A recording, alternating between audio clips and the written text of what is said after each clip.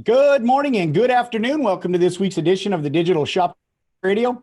I'm Dorsey, and today we've got a great episode. We're doing an Ask Us Anything edition episode with the expert panel of experts. And so I want to welcome back John Long from Schertz Automotive, Adam Bendzick from Pro Services Automotive, and Uwe Kleinschmidt, our founder and CIO. Three of our four experts on our expert panel of experts. We still miss Bill Connor. And Bill, if you're watching or listening, we miss you, buddy. Hope to talk to you soon. But let's dig right in. So if you remember from last week, we were talking with JR and Fred, and we were going through some KPIs and some analysis in the BCP. And we got a lot of feedback on that. People wanted to see a little bit deeper. So we're going to start you off today. Uwe's going to kick us off, and we're going to pick it up from there. And we're going to talk about what are we looking for? What are we looking at? And what do we do with what we find? And we're going to go through maybe some KPIs that you're not used to using yet, or you haven't discovered yet in your business control panel, and give you some insights on what that for you. So let's get it started. Again, welcome, gentlemen. Appreciate you coming on. Looking forward to a lively show. And if you've got questions, go ahead and start chatting them in. We're going to cover, again, it's an Ask Me Anything episode. I mean, we kind of want to keep it close to PG as much as possible, but nothing's off the table. So if you're interested in, what Adam's favorite flavor of lollipop is, or how long John Long's been growing that beard, knock it out, right? Chat away, and I'll keep my eye on those chats, and we'll get those questions answered live for you on the air. Let's get started, Uwe, if you could, and let's dig into some data. Bubble gum, by the way, Tom. Oh yeah. Bubble gum. Lollipops are for kids. Aren't we all kids? Good morning. Happy to pick it up where we left it off. It was really interesting last week. The moment we started showing some KPIs and graphs of JR's shop, all of a sudden the chat became super lively. So we thought, let's pick it up there. And if you remember, and I'm going to share my screen now and hope technology is going to support me. Let me know whether you can see it. So this is Concourse Motors, JR's shop. And we were talking about how back shop and front office work together and how to measure it. And so we talked about number of recommendations given by the tech, and then the estimate to recommendation rate, meaning how many of those recommendations the techs are making actually land on the estimate. And last but not least, how many of those get sold, right? And don't be discouraged by his high ARO. He is an European shop. He's in European shop, right? So there's the reference line. It should be 700 at least up, but we're not talking about the absolute number. We're going to look at trends and correlations. And so the theory is encourage the techs to make as many recommendations. They show up on the TVP, and the service advisor presses the work order update button, at least for the point of sales where we support it. And Adam and John use Protractor, the same point of sale JR is using. And then 100% of the recommendations are on the estimate by one button press.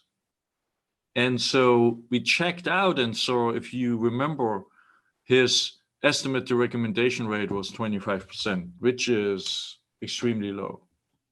So something is not right. So was there a step missing in setting it up? Is there some hidden procedure the service advisor is doing, which is not per best practice? So we want to dig in a little bit. And I want to show of it really quick. Yeah. What would be a good estimate to recommendation rate? If 25% is really low, what's the ballpark? I'd say minimum 60. 100% is probably not possible.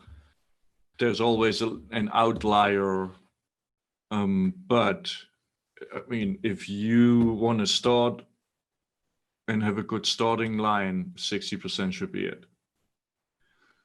And and why is it all important? Are we just, try to hammer a procedure with no value just to follow a process? It's really interesting. Let me zoom in a little bit here on the BCP for JR. You can see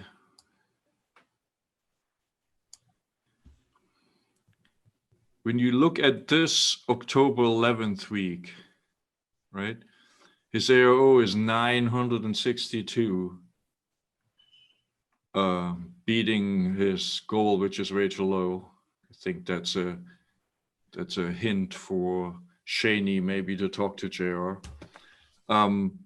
The sales to estimate rate, 55%, great. Estimate to recommendation, better than JR's average, and the number of recommendations, 6 per vehicle. 6 is kind of at the lower end. The point I'm trying to make is, if you look at the whole correlation across the board, you see the ARO is suffering if one of those components is not high, right? If everything comes together, like here or here, right? If everything is kind of in a balance, you're scoring an awesome ARO, right? If that should be the takeaway, right? It is all about establishing a good process where the recommended actions, sales to estimate rate, or estimate to recommendation rate, and sales to estimate rate are in the exact right balance. And so that's really going to give you an indication if, the front and the back are gelling, right? Right. And so let's take it to the next level. So what are the options here? Why this is not such a great estimate to recommendation rate? I mean, any guesses? The 47%? The 25. Yeah, because But this means only a quarter of the recommendations made by the technicians, which are service packages in this case, right? Because it's protractor, make it to the estimate. Right? If I, as a technician, look at this and say, why am I putting all this work in? So what are potential options why this is not 60% or higher? Yeah, I mean, I think even 60% can kind of be low as well. But I agree. You have to have a barometer to go off of. So ours is generally right around 80% plus or minus a little bit. And case in point, yesterday I was bidding out control arm bushings and ball joints. We have 2 separate can jobs that are in inspection for each one of those individual things. But then, as we would know, you might as well just replace the whole control arm, so then it's one job. So in that case, the technician marked 2 things, and then we ended up selling just 1 item. And if I was going to be really anal about it, I could go back to the inspection and uncheck 1 or whatever it might be. Right. But those are the things that kind of bring our percentage down a little bit. But I still think even with that stuff, 80% should almost be your goal.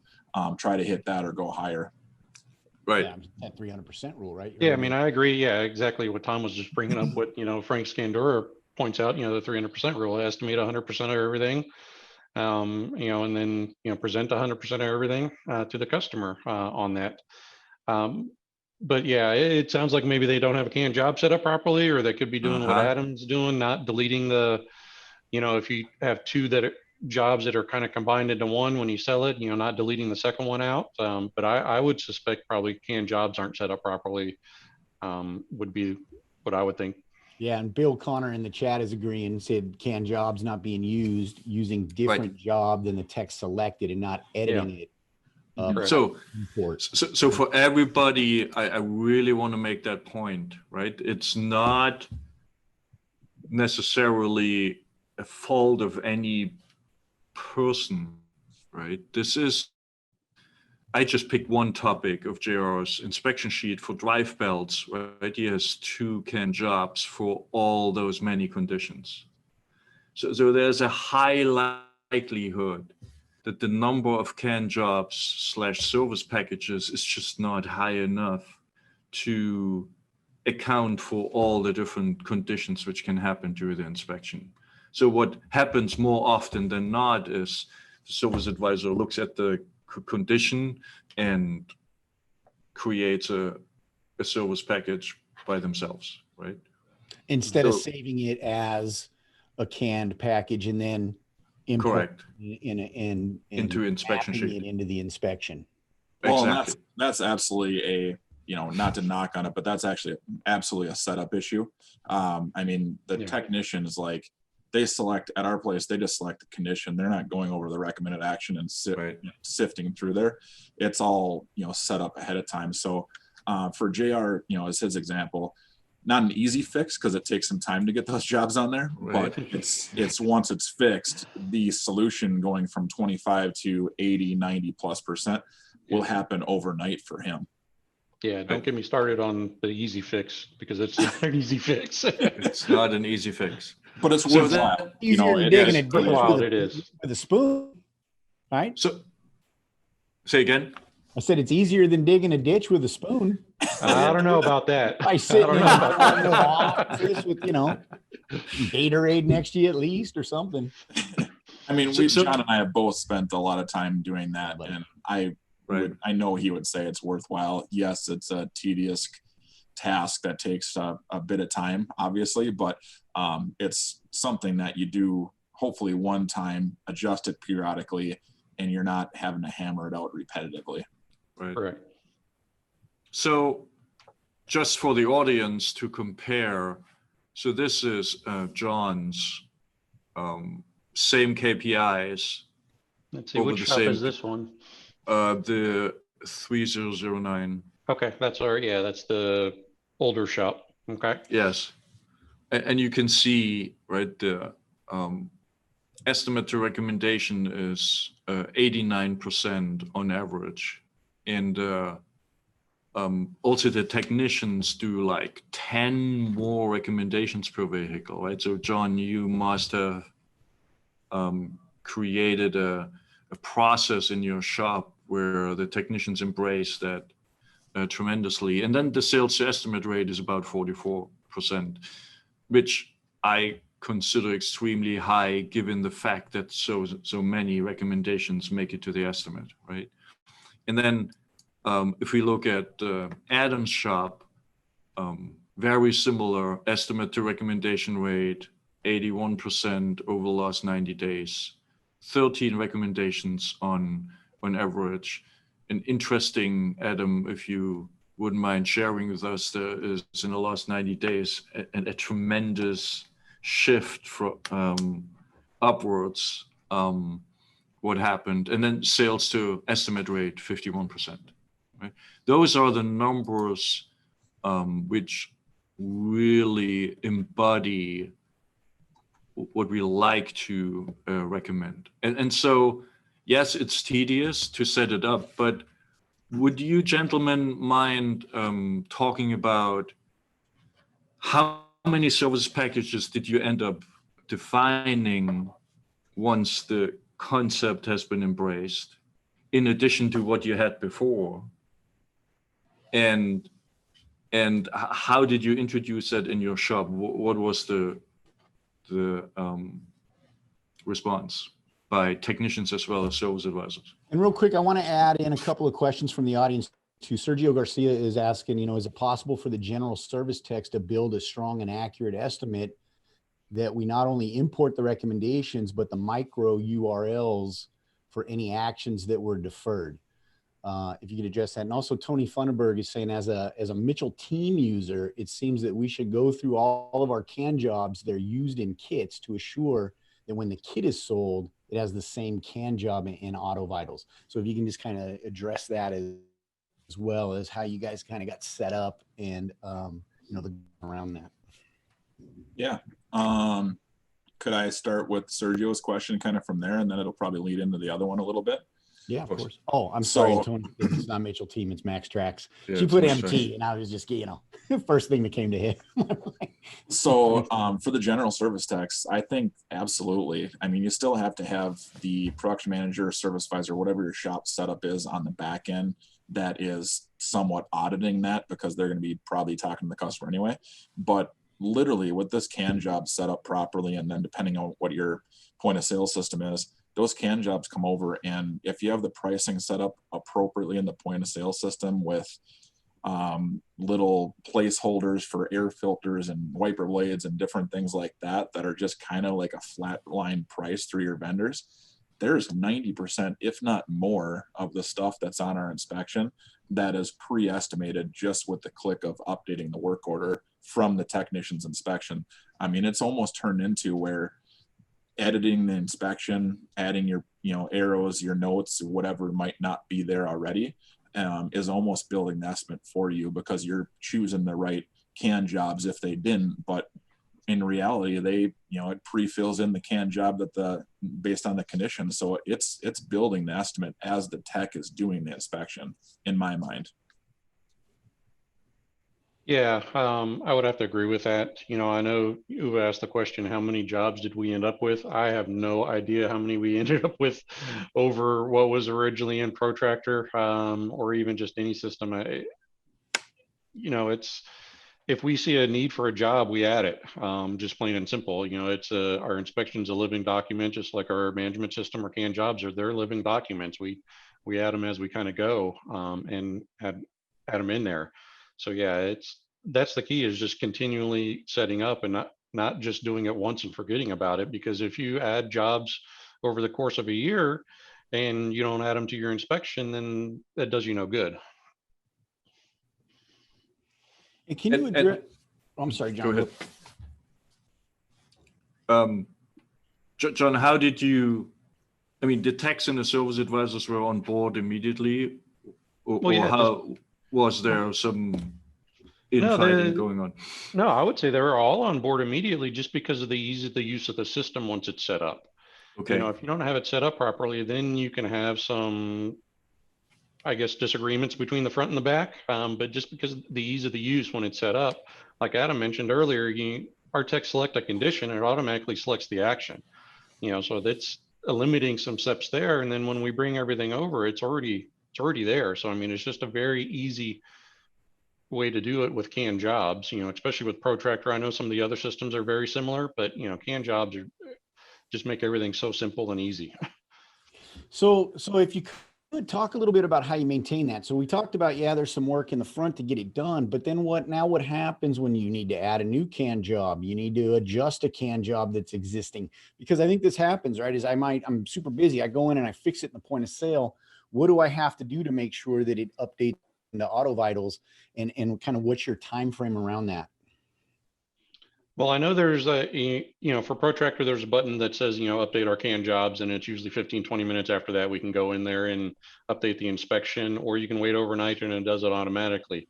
Myself and, pretty much my right-hand man, Edgar, that helps me implement things, him and I are constantly updating that inspection, usually 2 or 3 times a week. This morning I went in and updated a couple things in it just because I saw some things that I wasn't liking. So I changed a few things around on it. So it's just a matter of just constantly doing it and not forgetting about it. Yeah, it's got to be built into the process that you have to do that update. You don't want to build a bunch of stuff in the point of sale that you're not adding over here. And then you just start using it less, because it doesn't, now the service writer has a whole bunch of workarounds to make this estimate, and then he just stops. And then it's really important that you keep it up to date. Yeah, and just kind of almost what Bill mentioned in the chat is, anytime we see a technician that has to manually type something in, we create a can job for it, or if we get a technician saying, hey, do we have a can job for this somewhere in there? And then we look in a Protractor and see if it's there. And then if it is, we add it to our inspection. If it's not, we add it to protractor, then add it to our inspection, because the less work they have to do, the more recommendations they're going to make, because it's quicker and easier for them. And do the tech trigger that process and say, hey, I had to type too much, or is it your lunch and learn feedback, or how does it work? No, they're constantly sending us chat messages in, and that's part of the process that we have with them, is to say, hey, if you guys see something that's not there, send us a message and we'll get it added immediately. And that's just part of our process. It's not wait a week later, then we talk about it, because people are going to forget about it a week later. They may write it down, or they may send it in, and I may write it down, and who knows what's going to happen. It's immediate action for us. Oh, and that's empowering to the team, right? Accountability goes both ways. Right. Yeah, and it's kind of a combined effort in some of that for us, where the technician is sending a message just like John is, but then too is like the tech is still picking like a recommended action, because I still want them to have something on there so that the notes and the URL and everything gets carried over to the work order. And from there, if that package doesn't match what they're actually calling for, the service advisor will see it too, because they'll be like, why are they saying like suspension general service and this is like an exhaust thing that's needed, or whatever it might be. I mean, that's maybe completely off the wall, but those notes coming over, if the package that they're trying to estimate doesn't match what the tech is calling for, I mean, that's another opportunity for the service advisor to catch it too. Yeah. Yeah. And, Sergio Garza is saying that they build the capacity to personalize those canned jobs. An example would be oil change versus service A. And the pricing and the parts match, it's less work for the service writer. And also, I've got a question from Jake Decker, and he's saying, would you recommend having multiple can jobs, for example, calipers, pads, and rotors, and another one for just pads and rotors? Oh, yes, definitely. We do it. We have all those 100%. Yeah. Ours are add-ons. So, and the main reason is just on the tech end of it, is we have the set brake pad and rotor time frame package, whatever it might be, and then it's like add calipers, and calipers has its own predefined time, which is adjustable obviously depending on the car, but it's its own service package, so that the tech can just click on that item, it fills in the recommended action, and then it brings it over to the work order.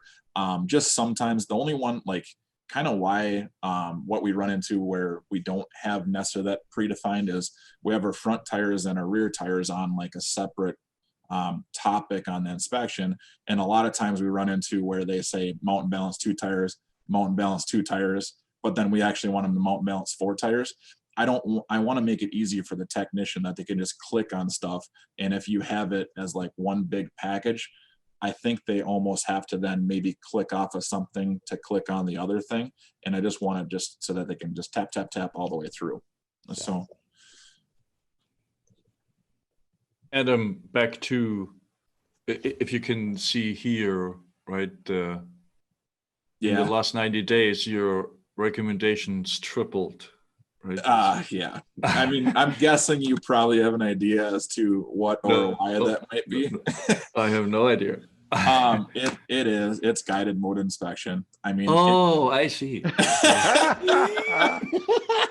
Very cool. You got set up for that one. You got set up. I knew it was coming. Cool. It's awesome. I was planning on talking about it. I mean, it really is. Like, it took a long time to set it up, but and we don't even have our entire shop doing it. We have 2 guys in the back out of the 4 that are doing guided mode inspections, and literally it's led to a lot more recommended actions. And what I would say is it's not like they're just finding all this more stuff. It's just the inspections are more accurate. Like, I don't think that they're doing like more, like we didn't add a bunch of topics or anything like that. Right. It's just they're not missing like the little button presses of, yes, I need 4 tires, or yes, I need those calipers, or whatever it might be. Like, it's pre-filling it in, so there's less work on the service advisor's end to make sure that stuff's there, and the entire process is more thorough and more accurate. So I just don't want to give the impression that all of a sudden we're at like 5 recommended actions, now we're at 15, and our guys weren't checking the stuff very well, because that's not the case. Like, they did that thorough. It's literally just the accuracy of what guided mode has brought to us. Yeah, Bill said bingo, advanced approval and retention mode for the win. And Sergio said process is king, right? So I think we have to talk a little bit about guided, what it means. Okay. Let's go here. For those who haven't heard about it. So guided is a new mode we implemented with a new TVPX version, which is meant to make it, as the name says, easier for the tech, because the ultimate goal is, all the tech needs to do is select a condition and get guided what picture to take, and that's it. And then go through all the topics one by one. It shaves off, very precious time, but also very important, since the notes for the customer are automatically added, right? We will never run into a creative spelling or similar problems, right? But you can still over edit the notes, but in the ideal world we are trying to approach is, the tech is just tap, picture, arrow, move, tap, picture, arrow, move, right? It's really, really straightforward and simple. Setting up is not as simple. Adam alluded to it. No. But Nothing good is easy. but the payoff is tremendous. On the other hand, Adam, that's the number, if I'm not mistaken. Oh, look at John. He's at 25 now. So he started at 10, ended up at 25 in the last 90 days. John, do you want to talk about that? Well, that's 25 also. It's also guided. But I want to say that that hasn't come without it some frustrations on its own. But yes, I would say it is part of guided. I know at first not everybody at that shop was using guided, but I just got a notification that now everybody is using guided over there. But yeah, there's still some things to work out through guided. For sure. Oh yeah. Yeah, we are happy to do that, right? But it's not gauging the promises, efficiency level in comparison. It's gauging the recommended actions per vehicle. You Right. know? And I'm not saying it's like a lot less efficient, but it does. It's a work in progress is probably the best way to describe it. We'll take the challenge. Yeah, for sure. It's another thing that is worthwhile, like the setup and everything like that. I think it's worthwhile going through there and getting a guided mode inspection and getting everybody on board to do it, especially when it comes down to the carry forward part of it here in a bit. I mean, that's going to be just something that's awesome. We take VIN sticker pictures every single time for build dates and tire sizes and all those things. That's a one-time thing now where we did it every single time before. So there are benefits that we haven't quite seen yet that we will, in short time.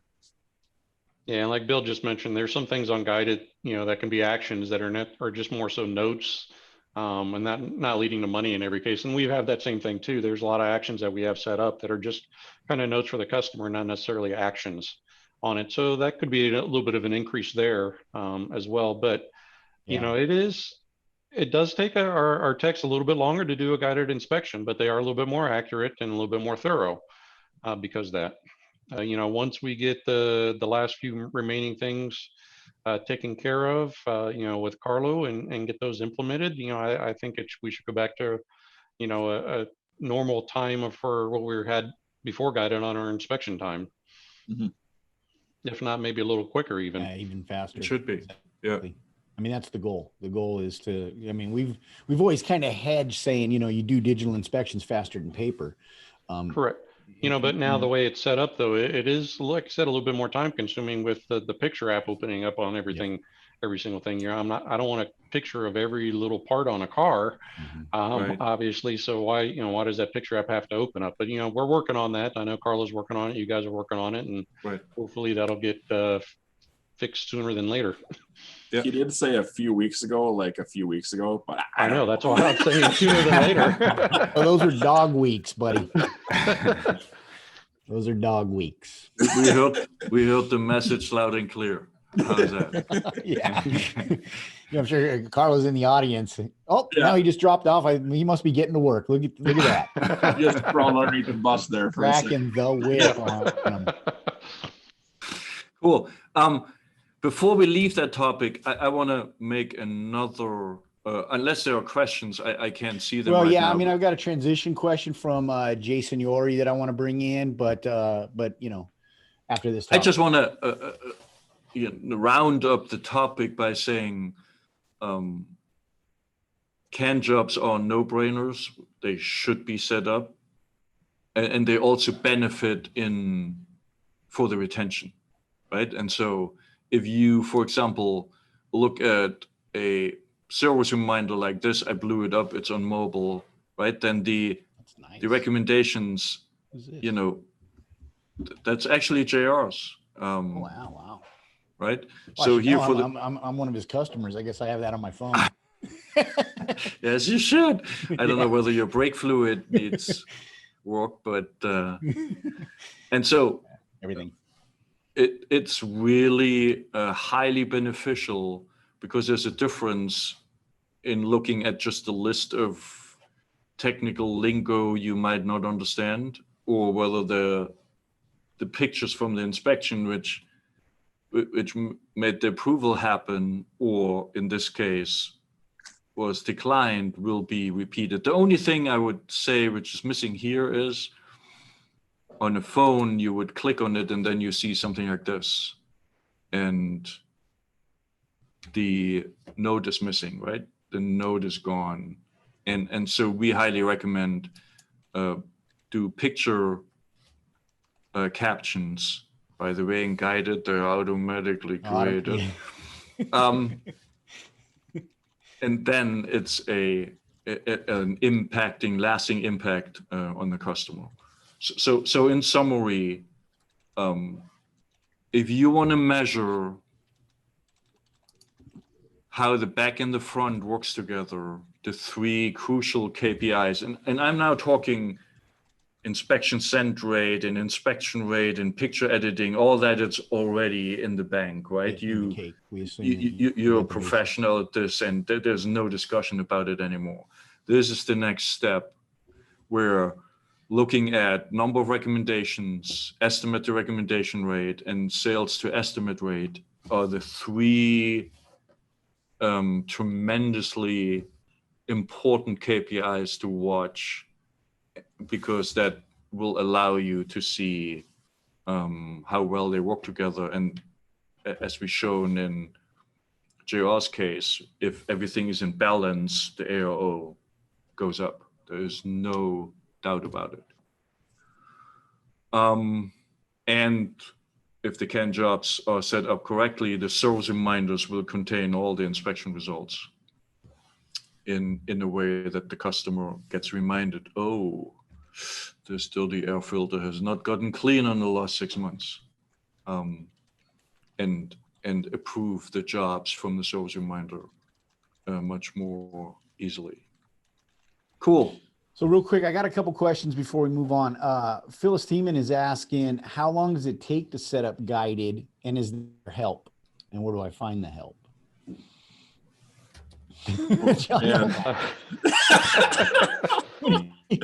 I think I tracked my hours, and it was between 25 to 30 hours, honestly. Maybe more, but for sure that time frame. Yeah, I would say ours was probably a little bit more, just because I had more work to do to set mine up towards guided. I had to move a lot of actions and conditions around and topics around, which created a whole nother big mess of problems. But ours was probably actually double that, just because I had to pretty much redo my whole entire inspection and move things around. Yeah, and I mean, it was worth it after it's all said and done. It was definitely frustrating at the time. I think part of why John spent probably more time than I did is he went back to his inspections and literally took pictures off of prior inspections to use as the example picture. I went onto Google, grabbed some pictures, did some photoshopping, made it fit the window size, and kind of went from there. So that was a lot quicker than going back through the previous inspections to find what picture I wanted. Yeah, I mean, I would say that probably did help you, but one of the things you brought up is you have to have the picture a certain exact size, otherwise it won't take it. And that was pretty frustrating at times doing that, trying to find that right spot, that happy medium where that picture still looks good and is the right size. Right. For anybody that's taking it on, download, I have a program that I use, it's free, paint.net. If you put your canvas size at the aspect ratio that it's calling for on the inspection, you can copy pictures into that and then kind of format them that way, and then they're good. So it just speeds the process up a lot. I want to mention two things actually. So yes, we learned from this, and we are contemplating building a whole picture library, which you just select from, and then done. The other thing is there is an AutoVitals guided default inspection. So if you start out and don't have a history of trying to use your previous inspection, you can just start with that. And then it works right off the bat to test, what the benefits are.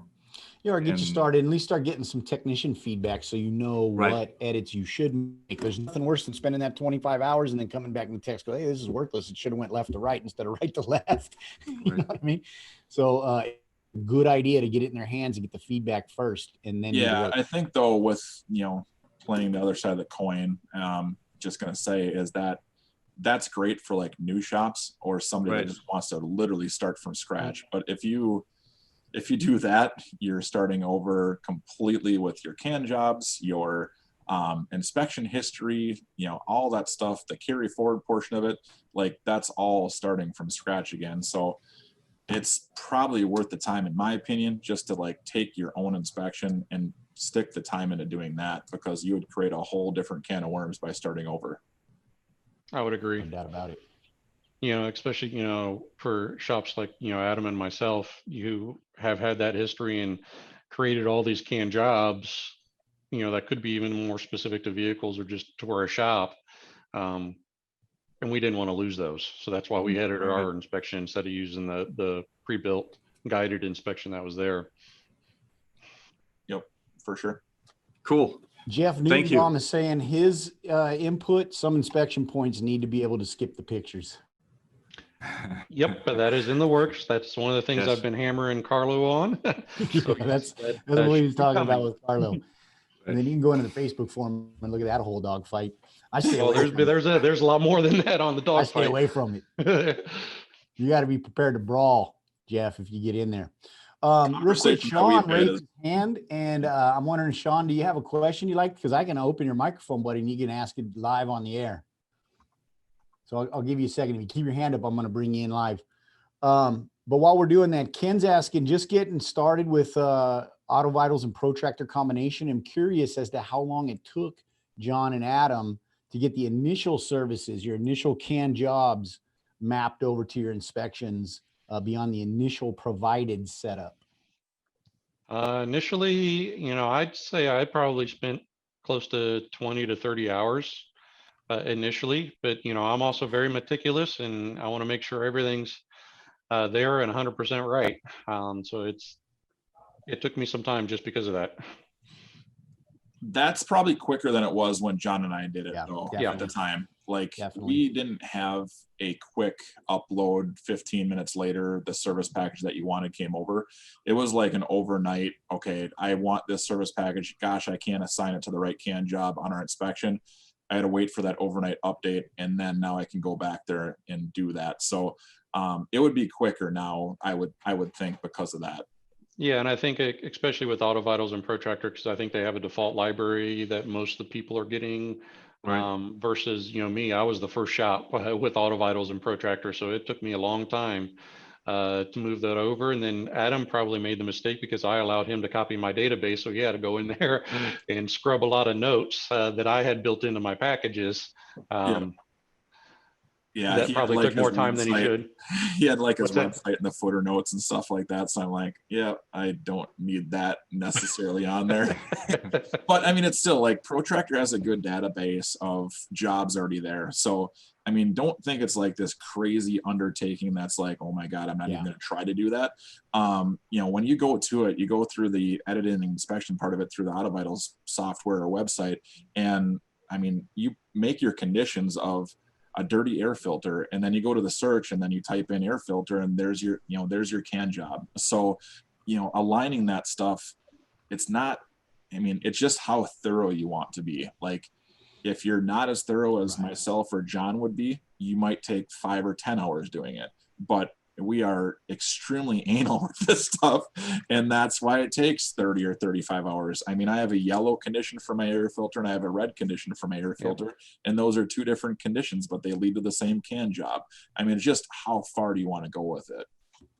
Yeah, and I would agree. And but the thing though is the more thorough you are, the better your inspections could be, which could lead to the recommended actions going up and your estimate to recommendation rate going up. So they kind of go hand in hand there. Yep. And some of that, the way that we set it up is we're, at least I am, as I'm forward thinking about, okay, based on those conditions that are there, how does it view in order for the customer on their inspection? But then also, how does it go in order when I update it on the work order? So like, I like to present the dollar values and the jobs that are needed from here's your highest priority down to the bottom. So that's why I have a few extra conditions, because then it appears correctly on the customer view on the inspection, but then it also updates correctly on the work order. We're not dragging and dropping jobs to get in a specific order of what we think they should first spend their money on and kind of down from there. Obviously, you want to try to sell everything, but customers want to know like what things should I do first, what things can I wait on, and our inspection kind of leads into putting that stuff in the right order anyway. And I really want to emphasize what John said. After John's experience and others, we started working with Scott thoroughly to build a database. When you sign up for Protractor, you get basically a can job library, which has already the job codes in there to map the AutoVitals default inspection, right? And thanks to Bill as well. So you really can start, if you have never heard of it and you just started with Protractor, reach out to Scott and ask for it. Yeah, buddy, that's a perfect segue, because I want to touch on that Ken Anderson post in the Facebook forum a little bit, for Protractor users in the audience. And if you're not on Protractor, and you got questions specific to your point of sale, don't think we're just, favoring Protractor. Throw in your questions too. Ask them. We got plenty of people in here that are using all types of point of sales to point in the right direction, help you out. And I might even know something. I think Google might know a little bit too. So don't be shy. But real quick, as a transition, I want to bring in Jason Yori's question. He's been real patient. It was the first question we caught this morning, but he's saying they're transitioning into AutoVitals, so they're new. And he's wondering how people address the pinpoint inspections that are sold after the initial inspection is done. Example, a cooling system inspection or something very specific. Adam, I think this is more kind of up your alley because you guys do more of this than I think we do, the way our process works, but. Sure. So we have one base inspection and it has different levels in which it goes. So like our level 1 inspection is the basic, like light checks, fluid checks, all those things. Cooling system, check is there if we see any fluid leaks or anything like that. Then we have a level 2 that's a little bit more like under car, take wheels off, load test steering suspension, and kind of go from there. But it's all one inspection. As far as like if there is a fluid leak noted or some type of cooling system issue from the base inspection, that is just a new service package that's added to the work order. And then our technicians make their notes, take their pictures, videos, whatever it might be, on just the work order line item. They're not going back to the inspection and updating it there. It's all on that service package. There is times where the stuff kind of overlaps a little bit, meaning like today, somebody came in and we were doing like a brake inspection, and then it was like a rotor warpage and grinding issue and all those things. So sometimes the service package on the work order to check that issue, there's like notes and pictures there, but then they'll also say like C inspection. So then you go on the other inspection and then kind of some of those notes are there as well. And it does duplicate the information, but it does carry it forward that you can just look at that inspection again the next time around. So I guess for me, I would suggest just having like that base inspection. If you have a secondary inspection, that's great. But the reason that we don't do it is because I don't want to get like 2 different emails, 2 different links, some of those inspections to be lost. I like to just keep it contained within the one initial inspection. So thinking down the road, and we've not done this, is there's like, you can have like 5 different columns of information. I would probably make a 3rd or 4th column for check engine light diagnostics and your checks that you want them to do for every check engine light diagnostics. And if the cooling system was on its own column or whatever, like make another column for that stuff, but keep it in the same inspection. I'm sure other shops would probably suggest to do it a different way, but that's just how, whatever approach you want to do. If you want to keep it contained within one, or you want to have separate inspections, you just got to kind of decide on that. Yeah. And Jason's follow-up is, what about QC inspections after service? Yeah, that can be part of the base inspection, or you can have a completely different inspection. Kind of the same principle is like another column for just quality control. And then it would be, I would personally put a service package, whether it was Protractor, RO Writer, or any of the other ones, but there would be a job specific that was added to every work order for quality control, and that somebody signed off on that and said it was 100% done. If you wanted as part of your inspection that they physically touch, yes, I look for greasy fingerprints. Yes, I look for any tools or anything like that. I took it for a test drive, whatever. Yeah, definitely have that as an inspection that they have to mark it good, down the list. But I would personally add it as a service package on the work order for them to do later. And that would be something that you could probably tie an inspection to based off that service package, or a special marker. I think you can do it that way. Yep. If you want them to specifically do that, that would be its own inspection. But I don't know that you necessarily have to have a quality control inspection as part of what was wrong with my vehicle last time I was in. I want to address those items. I don't think it necessarily needs to tie back to that type of stuff. Yeah, we do it as a work order line. We have a quality control work order line, and we don't have an inspection for it. The technicians that we do have doing quality control is mainly our 2 shop foremans. We do have 2 other A-level techs that do quality control of some of the other vehicles. That's all built into our standard operating procedures. And so they know what they're supposed to check every single time. Does some stuff get missed? Yes, we are human. So, having that the inspection could ensure that it doesn't get missed, but, they know what they're supposed to be checking, through our standing operating procedures on that. So that's why we don't have an inspection tied to our quality control. Yeah. And Tony Funderburg is saying that they do it separately and it's an internal inspection, so it's not counted in the KPIs. So there, that's another optional setup Correct. for you too. And Bill's saying that, the QC inspection can be internal, but it's great to have QC line on an order so customers see that it's been done. And that's a great point, is that you want to look at that, fully, the full customer experience. Thank you. That was a great point and great question. Really appreciate that. Sean's saying, we got some newbies in here, which is great, man, because something's happening to where, you're in the right place. Pat yourself on the back, Sean. Pat yourself on the back, Jeff. Pat yourself on the back. Anybody who's found this place, this is where you want to be. Friend these guys on the Facebook forum. Anybody who's in this audience right now today, right? Tony, Frank Scandura, Bill Connor, all these folks, Sergio, because hey, you know what? You can do it hard, or you could do it smart. It looks like you already figured that part out. And you're making the right connections early, and it's going to help you tremendously. Also, I wanted to bring Jeff's question back in. Also, Jeff had made a comment. He said the next big ad is getting recommended maintenance schedules available on the iPads or on the tablets. So who wants that one's teed up. Who wants to swing? Who wants to hit the fences with that one? I'd love to. Yes, I know. I'm sure Bill's already typing too.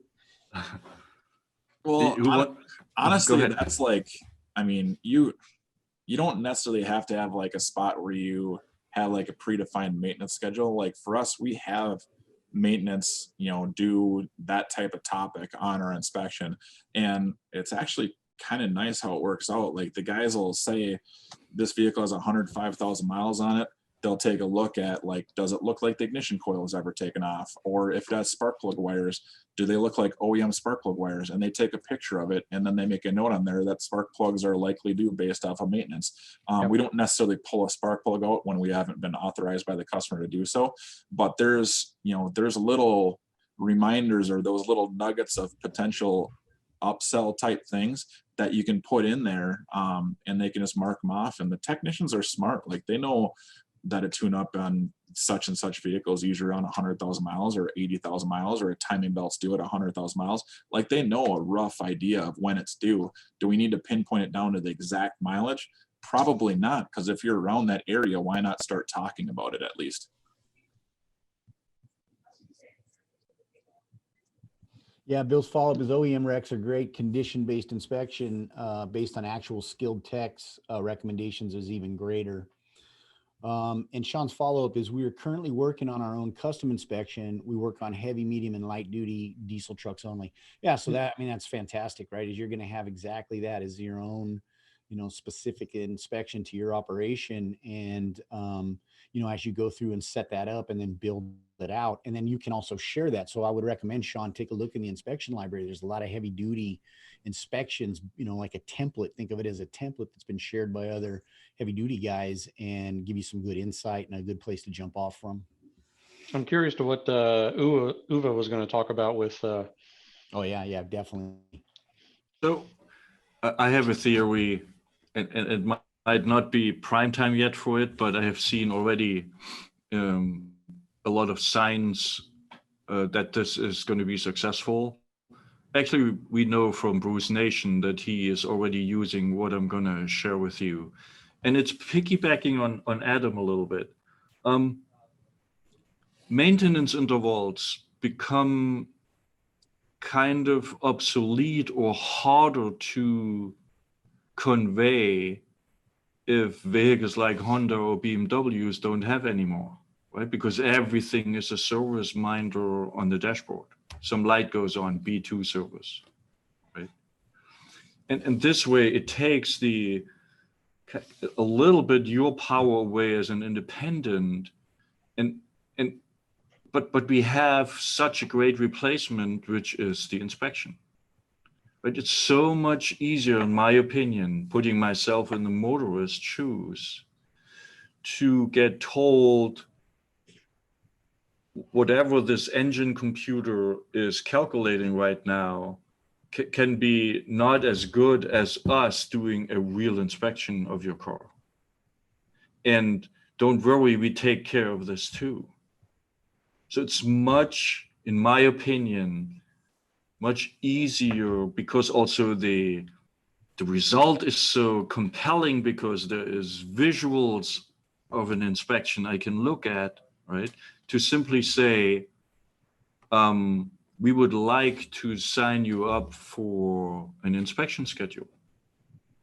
And it's up to you. Once a year, we do it. It's free if you follow our recommendations. If you don't follow our recommendations, you might have to come in more often to fix things, right? So the maintenance service interval becomes an inspection interval. And by the way, I haven't invented any of this. The OEMs do that already. When I bought a new car, I got my first warning sign was an inspection warning sign, right? So the OEMs do it already. I think this is a perfect replacement for a maintenance interval. It's visual, it's very clear what's being done, and I can take a result home and say, this is the health of my car. That's why we recommend call it vehicle health inspection, not complementary inspection indicating it's free. Right? Yeah.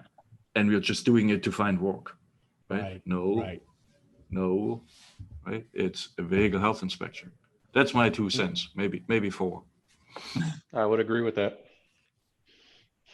Yeah, there's a certain level of customer investment that we look for in some of our inspection items to then take it to the next level. Not from we're looking for dollars and cents and stuff like that, but just are you interested in finding more about maintenance schedules? Are you interested in thinking that your vehicle might need more than just what a lifetime transmission fluid is calling for? Case in point, Jeep Grand Cherokees, I think Dodge Durango is the same type of thing. They have this lifetime transmission fluid, but if you've ever actually taken a sample of those transmission fluids out at 50, 60, 70,000 miles, they look like burnt. Well, it's the lifetime of that transmission. Yeah, exactly. But that, so like, are we going off of the dealership's principles of what we should be doing for maintenance? Are we doing off of Pro Service or Shirts Auto or an AutoVitals customer? Like, we do these things because we are better than the dealership, or are we just trying to align with the dealership? So for us, at 50,000 miles, if we have no history of doing a service, transmission fluid service, we suggest if it has a dipstick, we're going to check it anyway. That's easy. Yep. But if it has just a side plug where you got to drain a sample out, hey, it's a quarter hour for a technician. We may, or we'll probably have a small base charge for doing so for the customer. If they end up doing a transmission fluid service, if we have to wipe that cost away, whatever, but it's getting their engagement to spend maybe 20 or 30 bucks to actually check their fluid. If we have to spend a decent procedure for draining a sample of it out, and then actually giving them a visual of, here's what new fluid looks like, here's what old fluid looks like. You can kind of take it from there. I don't care that it says it's lifetime fluid. This is literally what we're looking at. So it's getting that engagement from the customer to then move them to the next level. Yeah. So guys, we got 4 minutes left. Time flies, when you got the expert panel of experts. What can I say? Who would have thought this first segment would go 10 minutes? So, I'm fine for a little pass. I don't know about you guys or John or anything like that, because there's still a few questions that are, that's what I was just exactly going to say. So fire in your questions right now. If you got anything left that we haven't gotten to yet, I'll start them off. Sergio's asking, is everyone using the CRM feature for exit scheduling? Everyone meaning John and Adam? Yes, we do use the CRM feature, for exit scheduling. Are we good at it? No. That is something we need to improve on, something that I have talked to my service directors last week in our meeting, and we'll talk again tonight in our meeting about that. So that is an area where we are weak on, but we do use the CRM next feature, but we're just haven't actually followed through 100% with it. But yeah, that is an area that like I said, we are working on ourselves. Even the expert panel of experts have areas to improve. Yep. Always the same. Exit scheduling isn't, it sounds like an easy principle, but then to actually get it implemented or to have people feel comfortable about it, the service advisors feel comfortable about doing it when they've never done it in their entire career. It takes time. It's not just going to happen overnight. So without a doubt, we use the electronic portion of it with reminders 30 days out and everything like that.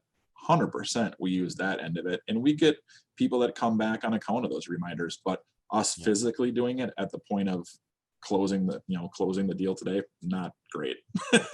And think of it, you really start to soft close, you really start to introduce it at the approval stage, right? If you say, hey, here's your options, but we can always get you on the calendar, when you pick your vehicle up and get you a spot for next week, next month, whatever it is. And you start to just set the expectation that there's options and that they're going to come back. So then it's not that big, oh gosh, do I ask them, do I try to get, it's assumed. It's just like when you leave the doctor or the dentist, Mm-hmm. you don't run past that front counter. You stop there every single time and you expect to do it. And that's kind of the expectation that you can set over time in your shop. You condition your customers that it's a cycle. It's not a straight line transaction. Real quick, I wanted to mention this because I think it's brilliant. Bill Connor had added when we were talking about, conditions, is to say one important question, Mr. or Mrs. Customer, will you share your long-term plans for this vehicle with me? Right. That's another really solid piece to build into that service advisor script as you're doing your kind of your due diligence, your discovery, as it were. With your customers, right? Because it might just be, this might just be a beater I'm using for a week or two and I could care less. And so that's really going to put you back on your heels if you're trying to sell them these $1,500 tickets. Sean's asking, do you guys charge for inspections? We do have 3 levels of inspections. We do have our vehicle health inspection, which is pretty comprehensive, that we do not charge for. We do have a second level we call our annual health inspection that does go a little bit deeper into it, pulling wheels off, measuring brakes that way, doing a few other things too. And then we do have our what we call our high level, that a lot of people call a pre-purchase inspection, and we call it a total true evaluation. That goes even a lot further deeper into it. So we do have 3 levels. 2 of them we do charge for. How often do we sell them? This week alone, I think we've sold 2 annuals and I think 1 total true, if I'm not mistaken. So it's probably we do get 3 or 4 a week at least, and that adds to, our bottom line in essence. And I know Adam, I think, has a couple different levels of inspections too, if I'm not mistaken. Yeah, basically 3 levels, kind of almost the exact same thing. Our level 2 is just basically that undercar, wheel off, load, tested steering and suspension. Some of those inspections are built into the pricing of our service packages, meaning if somebody has a clunk, they get the level 1 and level 2 with that. So the wheels are off when we load test it. So that level or that clunk might be 0.3, 0.4, 0.5 diagnostic fee or at whatever the rate is. And then the tech gets a quarter hour for the vehicle and, the level 1 inspection that we do on every vehicle. And then the level 2 is automatically something that they do with that because they should be taking the wheels off there in those types of situations anyway. The level 2 is like a $29.99 type tire rotation brake inspection fee. And, when we do when it leads to brakes, sometimes you credit that back. It just kind of depends. I give the service advisors their, leniency to decide when they need to do certain things to close a sale so we don't, lose something or whatever. But nonetheless, is those levels of inspection have helped us a lot for that type of work. Yeah. And, and I'll tell you, Bruce Nation, put a bug in my ear one, a couple years back, and I thought it was a brilliant idea, and I still do, is to say you set the expectation that, hey, you know what, this vehicle health checkup is normally $100 service, $150, whatever you want to call it. It has to be updated, maintained regularly because conditions change on your vehicle. If you come back regularly for your recommended maintenance visits, we update that at no charge. If you don't, we're going to have to charge you the $100, $150 to get it updated if you're skipping. So it really is a great way to set the expectation that there's value there in it and you're giving that value. And then also that, it's so important that it has to be updated, it has to be maintained, you have to commit to it. And if you don't, there's a cost to that. And it really can kind of set the expectation for that schedule we were just talking about and help you with the retention, folks at least coming in to get their inspection updated. And it works. You've had people book appointments just to come in and get their inspection updated and not even really have maybe there's a little ticking noise I'm curious about, but please inspect my vehicle and get that updated. And that's a huge benefit for you if you can work that expectation into your process. That's awesome. I really like that. Yep. Yeah. To answer Tony there, my pricing on my inspections, jumping the gun there for you. Our standard inspection is 0.3, that's our vehicle health inspection, no charge on that. Our next level up, our annual health inspection, we flag our techs 0.6.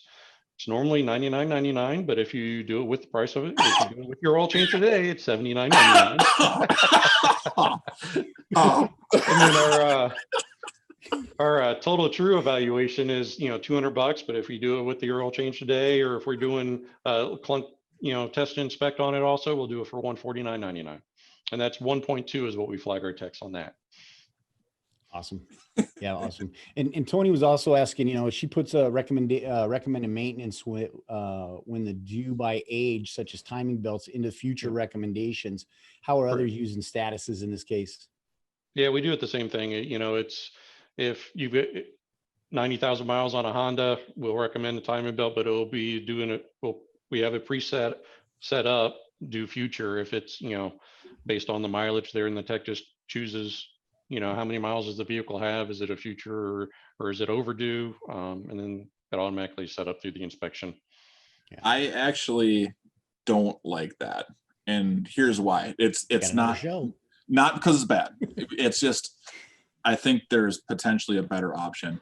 I don't love future attention type stuff for that, because at what point does it switch from future to now we should do it right now? Yeah. So I like to have it stand out by a different color.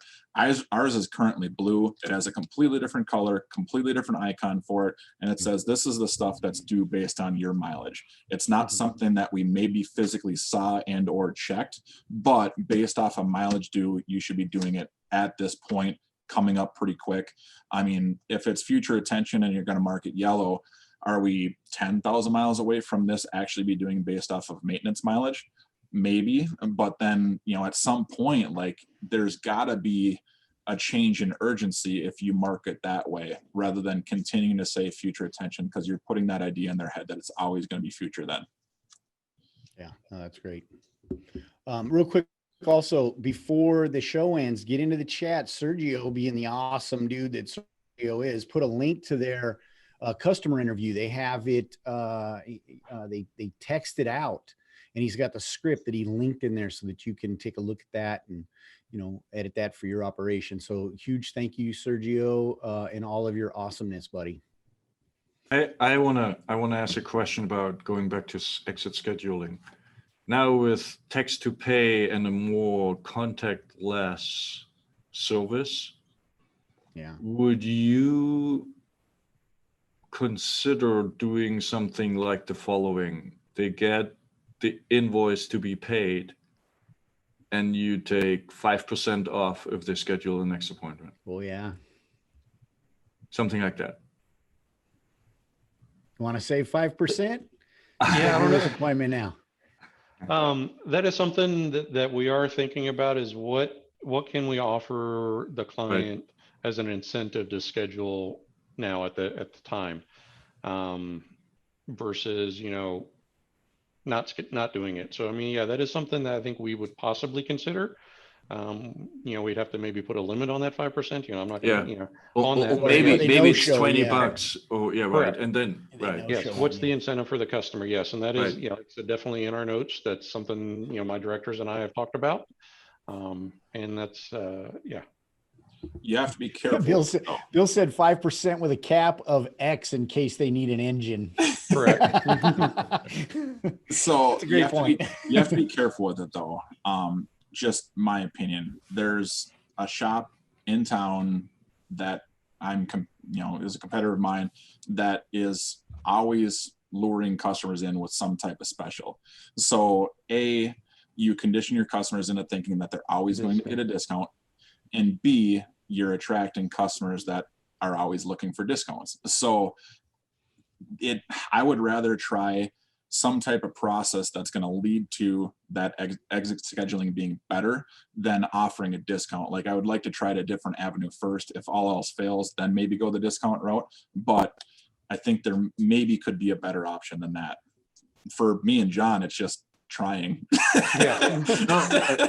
No, I don't want to replace your process. I'm just saying, the more contactless it happens, you have to do what you don't do at the counter then on the phone, which is a lot harder, right? For sure.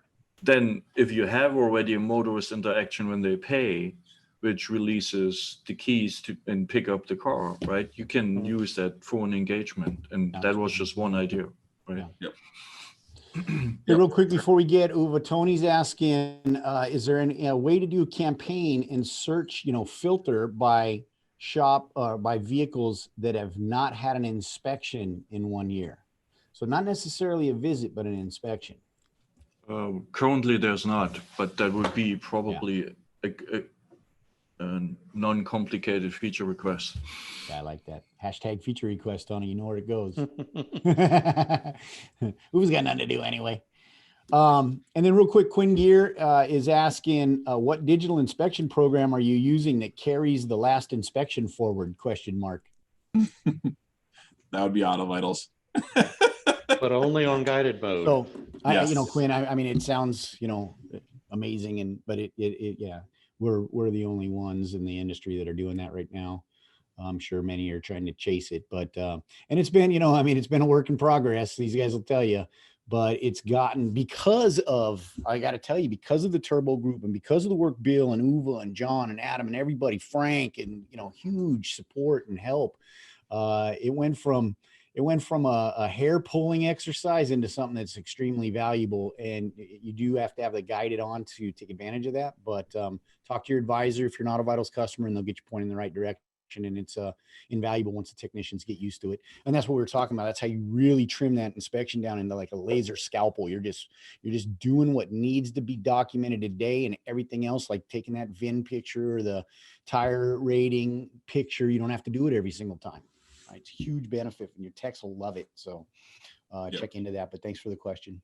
Yeah, there's There's pictures and notes that we are taking now that honestly we weren't taking before because of efficiency and trying to keep things rolling.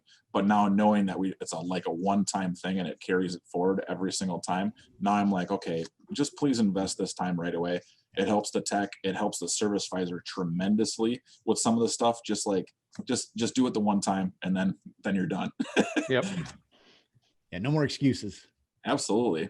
I mean, there's a lot of stuff you couldn't do before because like if I have to require my guys to take a picture of that or take a note of that or anything like that every single time, at what point does your inspection just get to be so long that like it's not efficient anymore? Right. Yep. You're always balancing that. So I got to tell you guys, we're 10 minutes over. I mean, this was an awesome show. Feedback in here was fantastic. Thank you everybody for attending. Thank you for your great questions. Thank you, John and Adam, for your and Bill and Uva and Sergio and Tony and everybody in there, for your help and for, your guidance. And, again, to the new folks, I mean, you found it the right spot. Whoever told you to come in here, thank them, because this is gonna turbocharge. You just hit the nitrous button when it comes to success with this program, getting the most out of it. Get into the Facebook forum and get registered in there. Friend all these guys and follow them because it's pretty hard to find mentors nowadays that don't want something from you, and these people give all day long to help other digital shop operators be successful. So take full advantage of that. Tune in next Wednesday. We're going to have Dennis Eidson from Honest One in Roswell, Georgia coming on. And it's, I'm really excited to meet with this guy. You know why? Because you can just see he's been with us just a little over a year now. And this is a guy who he'll, and I don't want to steal his thunder, and he's going to tell you directly, but he feels he's just getting started. When you look at his data, this is a guy, you can tell they just followed the plan. And that's why I want to have him on, because they didn't try to reinvent the wheel. They didn't try to, question the stuff that these guys have put before them and proved before them. They jumped in and just followed the plan. And the results are pretty outstanding for a year in. And we're going to talk to Dennis about what's coming up next, because like I said, he feels like he's just getting started and he ain't doing enough. And so it's going to be a really good conversation with them.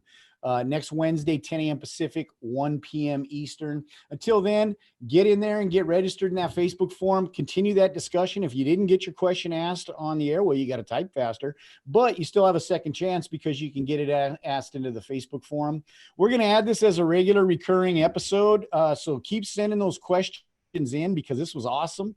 And just as we build up some good juicy topics and questions from you, we'll schedule another Ask Us Anything episode and invite these expert panel of experts back in to help get clarity and answer those questions. Again, gentlemen, I cannot thank you enough. And I know the folks out in this audience and the people who will be watching this recording in the future are going to be helped tremendously from what we did here today. So thank you on their behalf as well. Absolutely. Thank you guys. Thank you, John. Thank you, Adam. Yep. Thank you, everyone. Yep. We'll see you next week. Get out there, make small.